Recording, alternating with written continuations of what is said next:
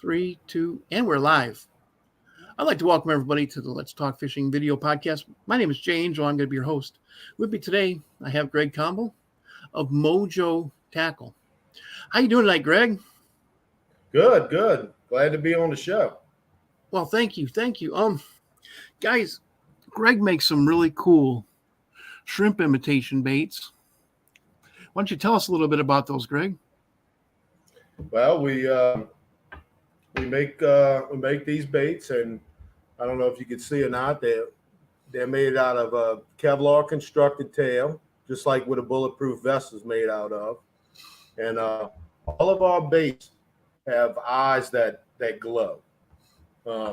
Every single color we make, the eyes glow. And the reason for that, if the water's murky or if you've ever been on a fishing pier at night with the lights, the first thing you see when shrimp swims by is those eyes. And I think that's what makes the bait very, very successful in catching fish. I have seen that. I fished out there. I fished under the lights in a couple different places.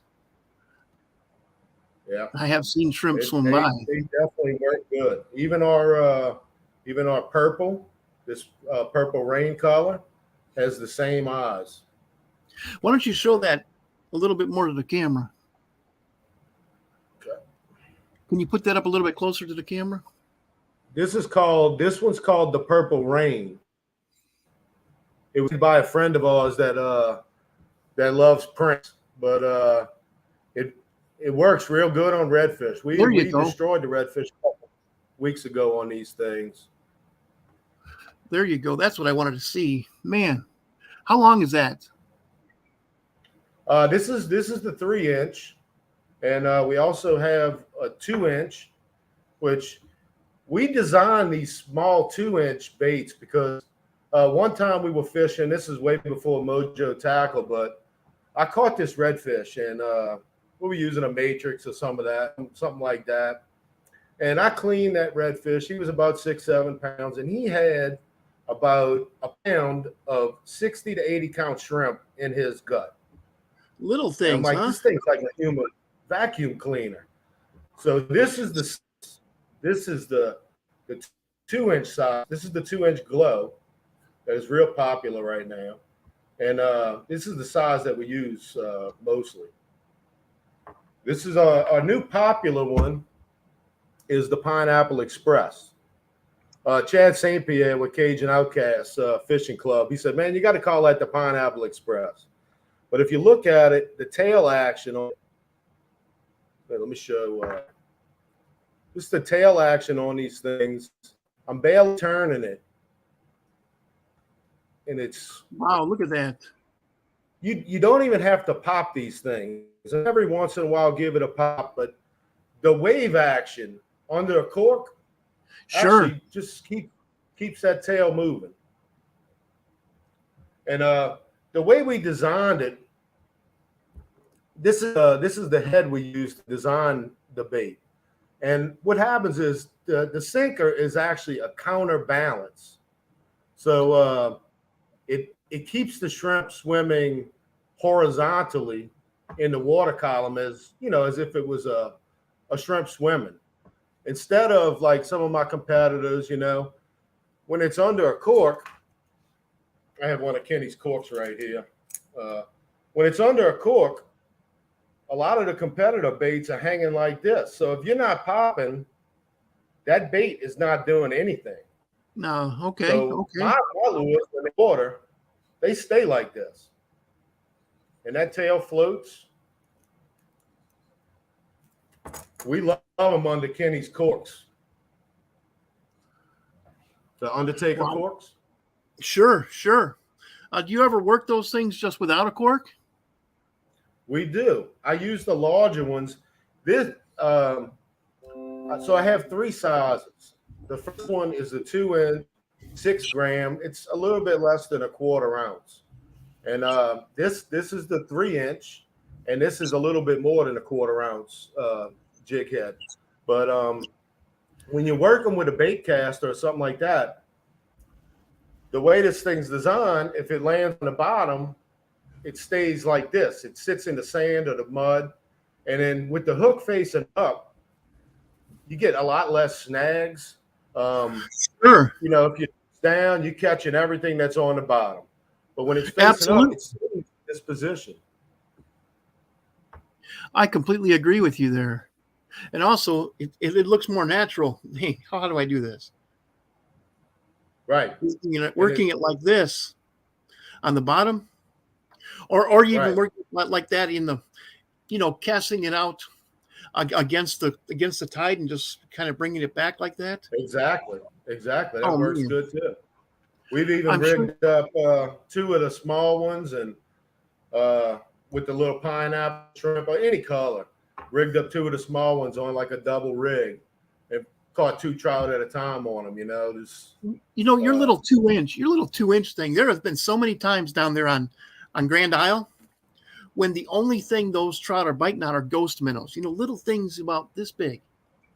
So a little 2-inch shrimp might just be, because I've even put pieces of shrimp on and they just will not bite on it. Put a little crappie jig on or a sockeye jig, and start catching them. But I bet a 2-inch shrimp would do it, particularly, that white color that you had. Oh yeah. Or the pink. Pink is one of my favorite colors for fishing of all times. From here all the way up to Canada, I've caught fish on pink. And all the way over to New Jersey, all the way over to California. I fished this entire nation, man. In pink.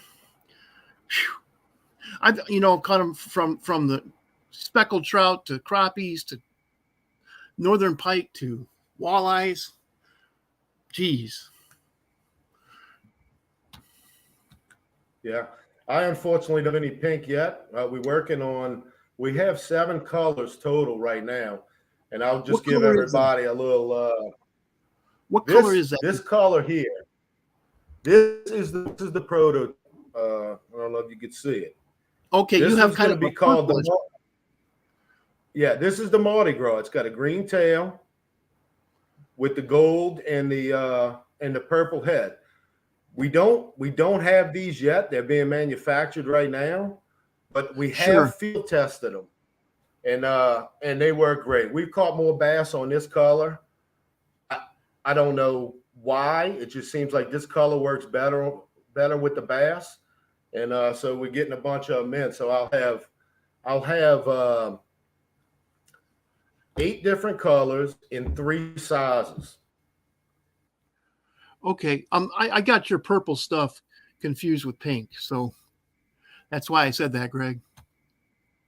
Oh yeah, it's a purple. Yeah, I thought you were talking about like light pink or something like that. That still is a cool color, man. That's a cool color right there.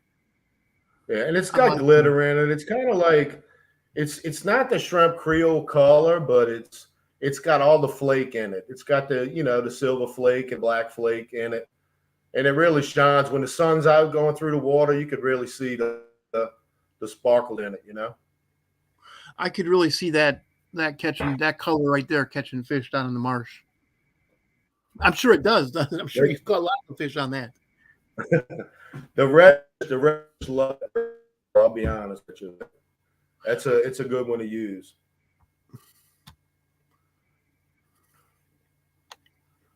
And what other colors do you have? I don't know if you can see.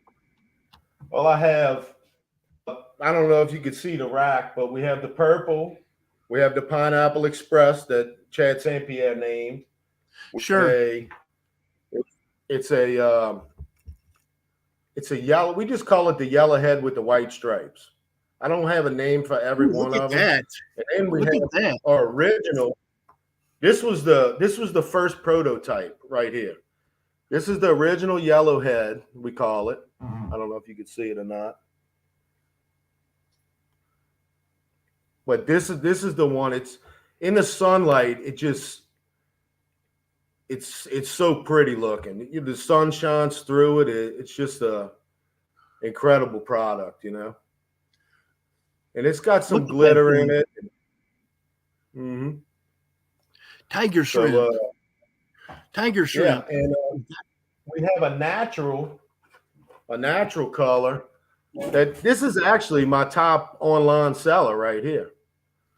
It's just a regular brown and clear striped shrimp. And I'll tell you, the people from Texas, I have a bunch of stores, but I have one of them in Texas, and we do a lot of advertising online. So people from Texas, they order a lot of the natural color, and they get the biggest one. It's a 16 gram, and it's a 5.5 inches with the whiskers.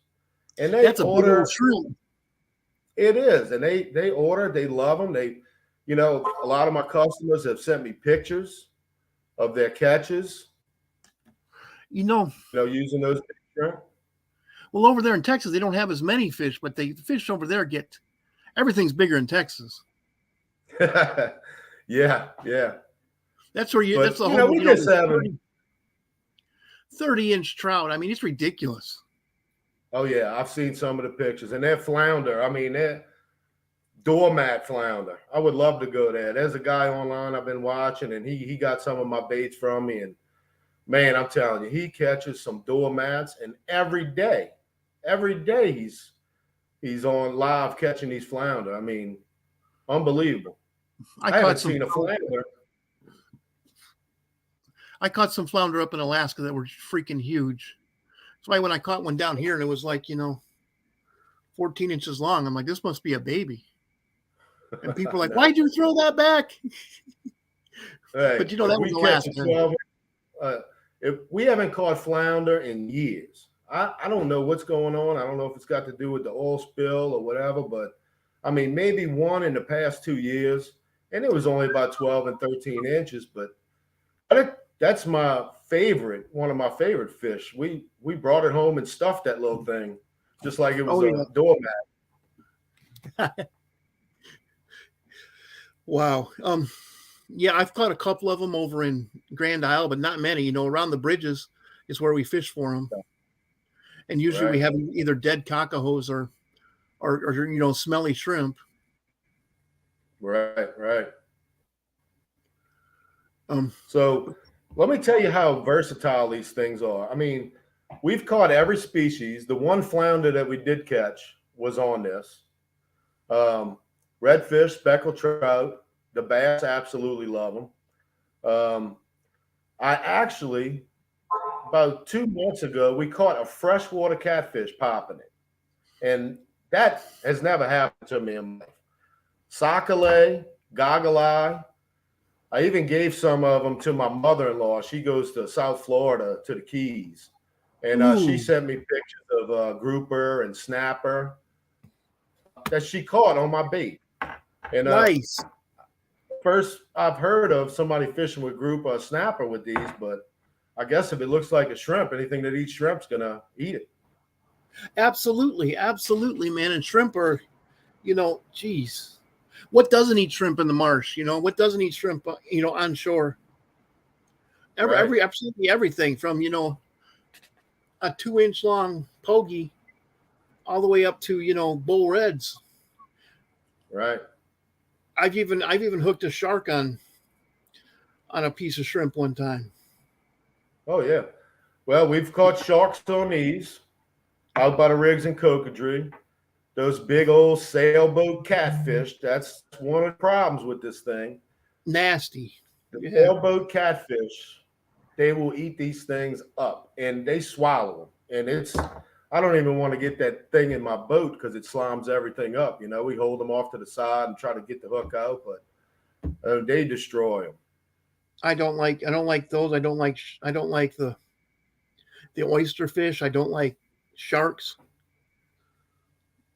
at all. I grabbed a shark by its tail and a dang thing turned itself into a circle and tried to get me. Oh yeah. They'll definitely do that. They can destroy some fishing equipment too. I can tell you that. Yeah. And when I was a boy, I always wanted to take when shrimp season closes out there in Cocodrie, all of those the trawler's not throwing all its stuff overboard. So these shrimps these sharks get real hungry when shrimp season closes, and they are out there and they are vicious. I mean, finning on the top of the water. I mean, this is only out a couple miles in Cocodrie, you know. But Okay. they are delicious. Wow. Well, guys, this Saturday, a couple days from now, I'm gonna be driving down to southern Louisiana, around Homa, and Greg's gonna take me fishing. And I tell you what, I couldn't be more excited about, for those of you guys who have been following me, I had a rough year, didn't get to fish much I went almost an entire year without fishing. And I'm looking forward to this. We're going to be using these Mojo baits and going out in the marsh and filming, doing all kinds of filming for TikTok and YouTube and Facebook. And I'm just looking forward to that. Yeah, I'm just telling you right now, don't bring a tackle box with anything else, because anybody that gets on my boat doesn't use anything but these. I'm going to bring 3 rods. There you go. And you know what? If I don't have to carry, I don't jinx myself by saying this, but bring a ice. Yeah, I'm going to bring an ice chest. Yeah. And a fillet knife. So, man, but I'm looking so forward to this, guys. Most of the fishing I've done in the marsh has been, with live bait, and live bait's all right. It has its place, but I'd much rather work a lure. I'm a bass fisherman, man. That's how I grew up. Bass and walleyes, jigging. And I'm going to be able to use spinning tackle, which is something that doesn't happen very often in the South. Most of it's bait casters. But man, Greg, I can't thank you enough. I'm already thanking this guy. He hasn't even taken me out yet. Don't thank me yet.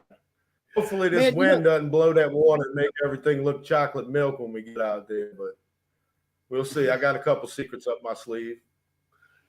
I'm sure you have. Have you lived down there your whole life? No, actually, I had a place on Chef Pass before Hurricane Katrina, and we did a lot of fishing out there by the Wrigley's and Biloxi Marsh area, Lake Bourne. And we loved it out there. But I can tell everybody right now, where I am now in Dew Lodge is the best fishing in the world. Sure. That whole area down there, man, Dew Lars, Dew Lac, Point of Shane, Cocodrie. Man, right. I've caught a lot of fish down there. When the trout aren't biting, we go put jug lines out for catfish and go crabbing. We catch a bushel of crabs with the trout heads the next day. I mean, it's really unbelievable. It is sportsman's paradise out there in Dew Lodge, in Terrio area. Yeah, man, I've caught a lot of fish down there. Even from the shore in Dulac, there's a bridge there I fished and caught sheephead and reds. And there's a couple of bayous down there I've caught reds in, and all over Point of Shane, which isn't very far away from there.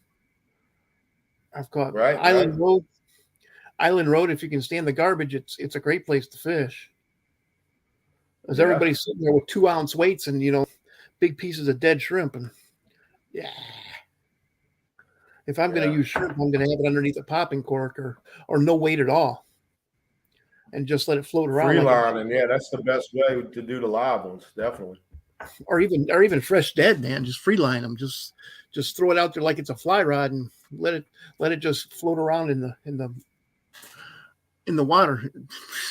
Right. You'd be surprised what will pick that up. Well, I tell you, I fell in love with the marsh the first time I went down there, man. First time I went to the marsh, I went to Grand Isle, and that's back when you were allowed to drive on the Elmer's Island, when you were actually allowed to drive on it. Elmer's Island, yeah. I drove up and down just like the lady who let me borrow her car. She said you just drive up and down until you see birds and fish there. And I couldn't believe it, man. First cast, what the heck is this? And it was a redfish. Yeah, that's right. I'm like, is this a common carp? Some guy said, that's not a carp. It looks like one, but it's not. That's a redfish. And he was showing me. You talk about birds, and one way that I locate my fish, my redfish, is I'll drive down the bayou. We go into a fishing spot or something like that.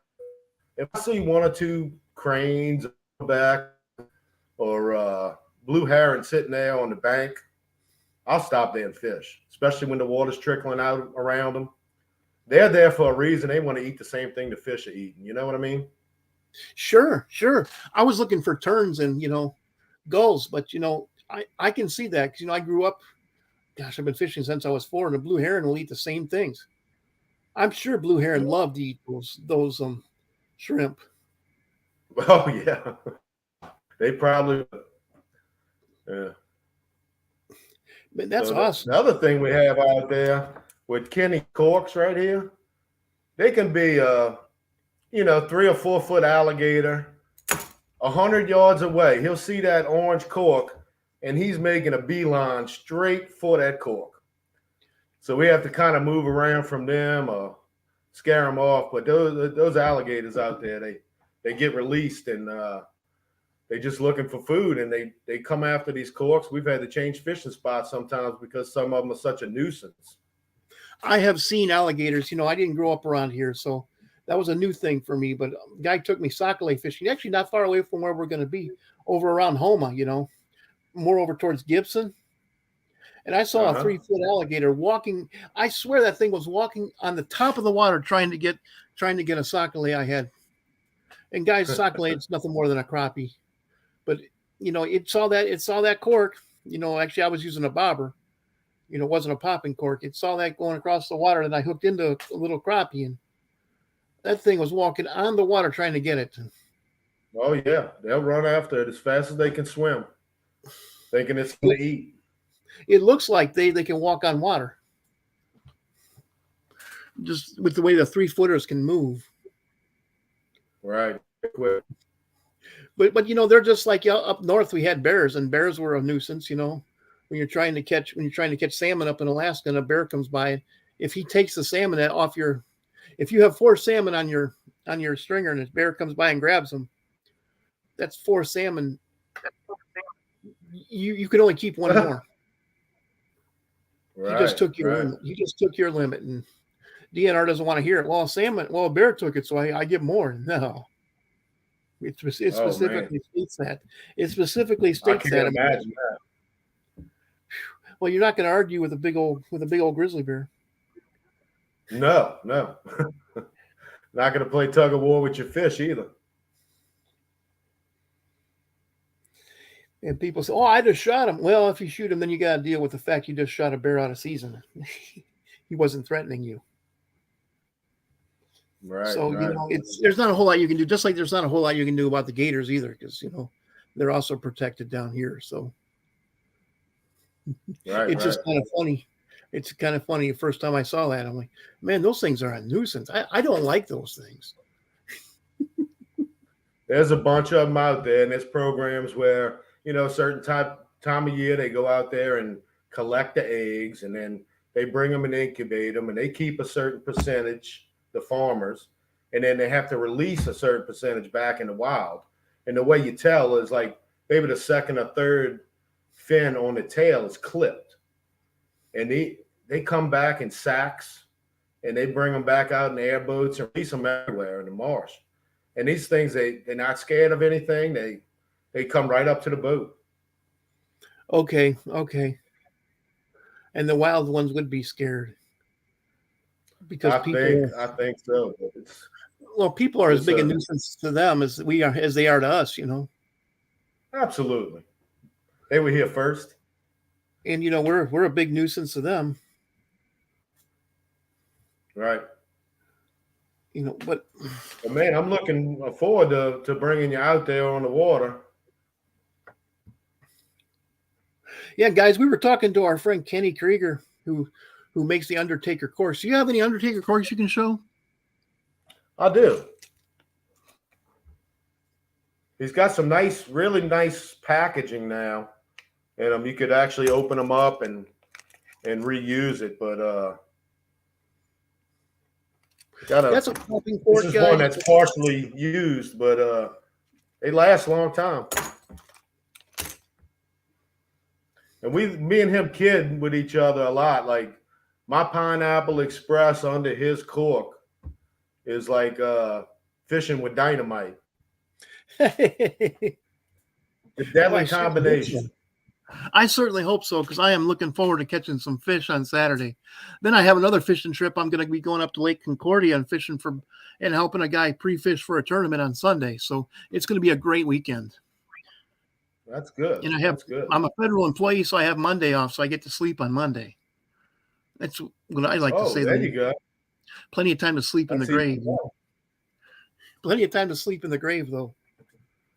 When there's fishing to be done, and guys, man, for those of you who have never fished in southern Louisiana, I could not believe it. I have seen schools of hundreds of redfish just swimming around, and they make a fuss too. And you can cast into the school hundreds of redfish, and you're man, I've heard stories of people casting shiny hooks into a school of redfish and catching a fish and not snagging them.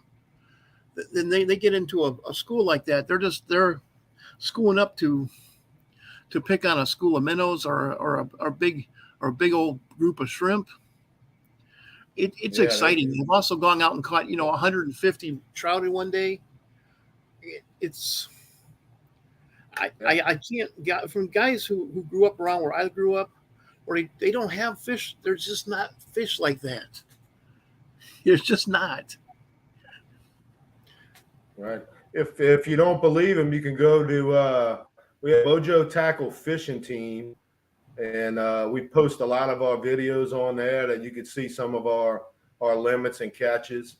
And some people don't agree with how many fish we keep, but it doesn't go to waste. We feed, my elderly neighbor, I bring her fish once a week. She loves me to death. We give it away. We eat it a lot, all different kind of ways. But we do catch a lot of fish.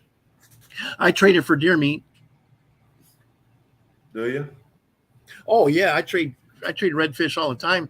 The guys who live up here who don't get down to the coast, but they kill a lot of deer. A lot of deer around here. I live up I live up just north of Denham Springs. If you go any further northeast of where I live, it's all paper company land. Nice. And so there's a lot of deer up there. So all these guys belong to deer hunting clubs, and they said they got 2 freezers full of deer meat. Hey. I'll trade you fillets of redfish. Oh yeah. Maybe for backstrap. Yeah, but I like to make it in the burger too, and oh yeah. Wow. But guys, if you've never eaten redfish, it's a treat. It's a treat. I like to keep them. I like to fillet it and leave the skin on, and throw it right on the grill and put some melted butter and lemon juice and spices. It takes about 5 minutes before it's real nice and flaky. It's real nice, mild white meat. Wow. Yeah, you put some rosemary on that too. The rosemary to me makes that redfish on the grill. It just kicks it up another level. There you go, man. Thank you for that tip. Oh, Thank you for that tip. And you can keep 5 of them a day, guys. What's that? I said lemon, butter, rosemary, and garlic. That's all you got to put on it. Lemon, butter, rosemary, and garlic. Okay, I had everything but rosemary. Yeah. But also, guys, you can keep 5 of them a day. Only one over 27 inches. But if you get 5 of these around 22 inches long, man, I think that's the perfect size to eat. Absolutely. It's 22 inches. Also, a 22 incher is going to weigh about 5 pounds, and it's going to give you a run for your money. These things are stronger, pound for pound. They're stronger than bass. They bite the same. They bite the same exact things that largemouth bass bite. I've caught them flipping the same exact jigs that I would use for a bass. I've caught them on swim baits. I've caught them on topwater lures. I've caught them on spinner baits. I've caught them on chatter baits. Most of them I caught on just live or dead shrimp or something nasty like a frozen mullet. That's at night. Yeah. Sometimes a year they'll eat anything. Yeah, I like to fish at night out there on Grand Isle. And my wife and I are out there staying in a hotel room, and just go out there at night and cast out a couple of rods in between the in between the jetties. Sit back and have a drink with my wife. That's living right there. There you go. That's living. Well, hey, Greg, man, it's been great talking to you here. You too. I'd like to give out a couple shout outs to some of the people that helped me out. Absolutely, man. Well, first thing I'd like to say before you do that, guys, if you want more information, if you want great pictures of the Mojo lures, go to mojotackle.com. It's right down there on my crawler. You can also order directly from that website. But go ahead, Greg. So I'd really like to thank Chad St. Pierre and Cajun Outcast Fishing Club for helping me along the way. Those guys they're great. They do some great things for the community. And Cajun Outcast gets two I'm thumbs getting up. involved with them, yeah. And of course, Kenny Krieger with Undertaker Corks. He helps me out. I help him out. We sell each other's products, and we're doing real good. And I wish he was coming with us tomorrow, but he had to work. So we'll get out with Kenny. We'll get out with him. We'll keep harassing him till he goes. Yeah. Mike Gilliamet with Nothing But Redfish. He lets me blow up his page all the time, and he's been over to the house a couple times and getting some of my lures. He actually sells some of my baits at some little shows and stuff that he does. And I want to thank all the stores that support me too. I've only been in business 1 year now, and I'm proud to say that I'm in 21 stores and in 5 states.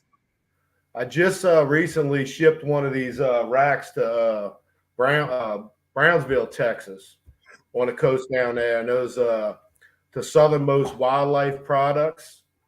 They're a huge supporter. They're selling a lot of baits down there in Texas. Pearson's Trailers, some good guys I went to school with. They wanted one of my racks in their little trailer shop, and they do some great work on trailers or any kind of suspension work on campers and stuff like that. Sonji Sporting Goods in Homer, Louisiana. Dulac Food Store. Bayou Hardware in Dulac. Shags in Metairie. Gus's Tackle and Net in Slidell. Wicked Bait and Tackle in Gulfport. There you go. Lake Catherine Island Marina. We're in the Wrigley's Marina. We've been doing pretty good out there. Outdoor Express on Highway 90 in Luling. They absolutely got hammered with this last storm, but I talked to her not too long ago, and they're trying to get it back together. They're dealing with insurance and stuff over there, but Lost Key Bait and Tackle in Pensacola. Perdido Marine Supply in Pensacola. And my home base, Falgout Canal Marina. We have a rack over there that does really well. Yeah. Where is that? They got messed up. What's that? Where is the Falgout Canal Marina? We're going to go right by it tomorrow. It's in Terrio, right there on Falgout Canal. I think I fished Falgout Canal. Mm-hmm. Yep. And they got destroyed during the storm too. And the owner, Jeremy, out there, he got that thing back together quick. And I thought I was going to walk in there and all of my baits were going to be scattered and destroyed, but some kind of way he managed to save all of it, and thank him for that. And we're in 3 more. We're in Bayou Dock and Shop in Chauvin, Louisiana. Okay.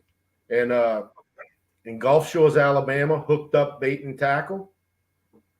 And Christy over there, she's awesome. She's great to deal with. She, really knows all of the lures and stuff like that.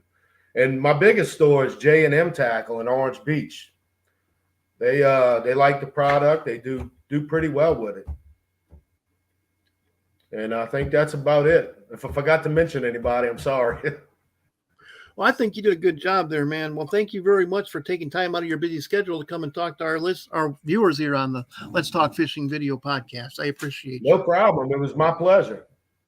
And also, I appreciate everybody for tuning in to the Let's Talk Fishing podcast. Again, my name is Jay Angel with very special guest Greg Combel of Mojo Tackle.